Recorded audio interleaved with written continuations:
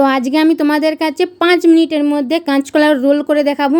তো কাঁচকলার রোল করতে গেলে কি কি লাগবে সেইগুলো লাস্ট পর্যন্ত দেখতে থাকো। আমরা তো বিভিন্ন টাইপের রোল খেয়েছি, paneer roll, chicken roll, egg roll খেয়েছি। তো আজকে কাঁচকলার রোল। তো কাঁচকলার রোলের লেগে অবশ্যই কাঁচকলা সিদ্ধ করে নিতে হবে। 2টো কাঁচকলা সিদ্ধ করে নিয়েছি। এটাকে ভালোটি করে প্রেসার কুকারে সিদ্ধ করে নিয়েছিলাম। তো সিদ্ধ করে নেওয়ার পর 2টো আলুও দিয়ে দিয়েছিলাম ওর সঙ্গে। আলু আর কাঁচকলাকে দুটোকে একসঙ্গে ম্যাশ করে নিয়েছিলাম। তোমাদের কাছে যদি পটেটো মেশার থাকে তাহলে পটেটো মেশার করে করতে পারো, নাহলে আমার মতন গ্লাসের পেছনটা দিয়ে করে নিতে পারো। তো খুবই অতিরিক্ত গরম ছিল, আমি হাত দিয়ে করতে পারছিলাম না। এটা ফর্ক চামচ দিয়ে আমি লেড়ে চেড়ে নিচ্ছিলাম। আর এইখানে পেঁয়াজ দিয়েছিলাম একটার মতন। তোমরা অবশ্যই পেঁয়াজটা দিবে, পেঁয়াজটা না দিলে কিন্তু ভালো লাগবে না খেতে। আর আমি যে যে জিনিসগুলো দিচ্ছি অবশ্যই সেই যে জিনিসগুলো দিবে, কিন্তু আলাদাই টেস্ট হয়। স্বাদ অনুযায়ী লবণ আর ভাজা জিরে 1 চামচের মতন দিয়েছি। এখানে কিন্তু খুব একটা মশলা যাবে তা কিন্তু নয়, মশলা সিম্পল থাকবে, মশলা খুব একটা বেশি যাবে না। আর এখানে দিয়েছি কাঁচা লঙ্কা, ধনেপাতার সিজন হলে অবশ্যই তোমরা ধনেপাতা দিবে। আর আমি দিয়েছি গাজরটা একটু করে দিয়ে আমি হাতে করে মাখছিলাম, আবার একটু করে দিচ্ছিলাম। গাজর তোমরা চাইলে এখানে স্কিপ করতেই পারো। আর ভাজা বাদাম অবশ্যই তোমরা দিবে এখানে, ভাজা বাদাম, সাদা তিল। এটা আমি শুকনো কড়াইয়ে কাঠখোলায় ভাজা বাদামটা ভেজে নিয়েছিলাম। তেলটা কিন্তু কাঁচাই ছিল, তেলটা 2 চামচের মতন দিয়েছিলাম।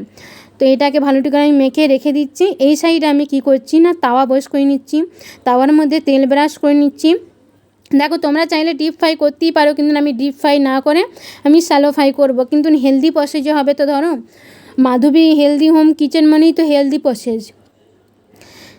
এটাকে ভালোটি করে আমি উল্টে পাল্টে ভেজে নিচ্ছি। তো এটাই অটোমেটিকলি রান্না হয়েই আছে, এটাকে বেশিক্ষণ করতে টাইম লাগবে না। তো ওই জন্যই 5 মিনিটের মধ্যে কাজ সারা হয়ে যাবে। এগুলো সব যদি রেডি করে রাখুন। তো আরেক সাইডে আমি রুটিগুলো করে নিচ্ছিলাম। তো তোমরা চাইলে পরোটা দিয়েও করতে পারো, আমি করেছিলাম রুটি দিয়ে। তো উল্টে পাল্টে এগুলো করে নিচ্ছি। আর তোমরা কে কোথা থেকে দেখছো ভিডিওটা অবশ্যই কমেন্টের মাধ্যমে জানাবে।